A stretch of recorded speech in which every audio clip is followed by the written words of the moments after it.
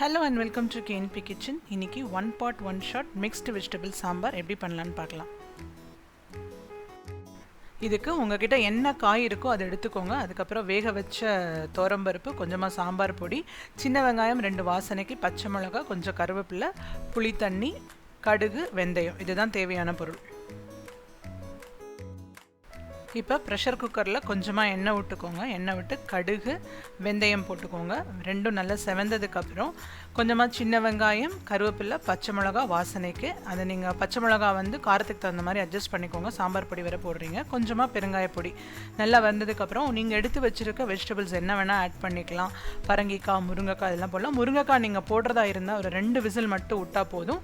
Even otherwise இந்த சாம்பார் யாராவது guest வந்துட்டாங்க உடனே பண்ணணும் அப்படின்னா இது ரொம்ப ஈஸியாக பண்ண முடியும். இந்த சாம்பார் குக்கரில் பண்ணுறதுனால 2 விசிலில், அதுவும் இந்த மாதிரி இந்த ஹாக்கின்ஸ் ப்ரெஷர் குக்கர்லாம் வச்சுருந்தீங்கன்னா அந்த வெளியிலலாம் ஸ்பில் ஆகாமல் உள்ளேயே ப்ரெஷர் இதாகும். நான் லாஸ்ட்டில் காமிச்சிருப்பேன் பாருங்கள். இப்போ அதை நல்லா பருப்பு தண்ணியும் நீங்கள் விட்டதுக்கப்புறம் ஒரு கொதி வரணும். எப்போவுமே அந்த பருப்போட காய் வெந்தால் தான் நல்லா வாசனையாக இருக்கும் சாம்பார். அதுக்கப்புறம் புளி தண்ணியை விட்டு கொஞ்சமாக உப்பு, அதுக்கு தேவையான அளவு முதல்ல கொஞ்சமாக போட்டுக்கோங்க. தேவைப்பட்ட அப்புறமா கூட நீங்கள் ஆட் பண்ணிக்கலாம்.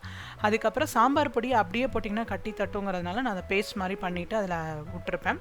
நல்லா மிக்ஸ் பண்ணிவிட்டு கொத்தமல்லி போட்டுட்டு நல்லா ஒரு கொதி வந்ததுக்கப்புறம் லிட்டு போட்டு மீடியமில் ஒரு 2 விசில் மட்டும் விட்டு எடுத்துக்கோங்க. 2 விசில் விட்டால் போதும். மீடியமில் வச்சிங்கன்னா காய் நல்லாவே வேகும். நல்ல ப்ரெஷர் அடங்கினதுக்கப்புறம் பார்த்தீங்கன்னா தெரியும் உங்களுக்கு, வெளியிலலாம் ஸ்பில் ஆகாமல் இருக்கும். ஏன்னா அந்த மூடி உள்ளே க்ளோஸ் ஆகிற மாதிரி இருக்குது இந்த ஹாக்கின்ஸ்லாம். இதே நீங்கள் ப்ரெஸ்டீஜ் யூஸ் பண்ணிங்கன்னா கொஞ்சம் வெளியில் அந்த பருப்பு ஜலம்லாம் தெளிச்சிருக்க வாய்ப்பு இருக்குது. ஸோ உங்களுக்கு என்ன கன்சிஸ்டன்சி வேணுமோ அதுக்கு தகுந்த மாதிரி நீங்கள் பருப்போட தண்ணி ஆட் பண்ணும்போது பார்த்து ஆட் பண்ணிக்கோங்க. எனக்கு இது ரைட் கன்சிஸ்டன்சி. ஆல்ரெடி இதுலேயே நிறைய வெஜிடபிள்ஸ் இருக்கிறதுனால நீங்கள் ஒரு பாப்படோட கூட சர்வ் பண்ணிட்டீங்கன்னா ஆயிடுச்சுங்க. ரொம்ப சூப்பராக இருக்கும். 10 நிமிஷத்துக்குள்ளே இந்த சாம்பார் பண்ணிடலாம். Hope you all like it. பிடிச்சிருந்தேன்னா try, like, share and subscribe to KNP Kitchens.